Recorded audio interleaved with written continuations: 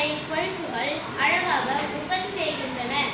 சேர்த்து, பத்தரம், கம்பல், வளையல் உற்பத்தி செய்கின்றனர்.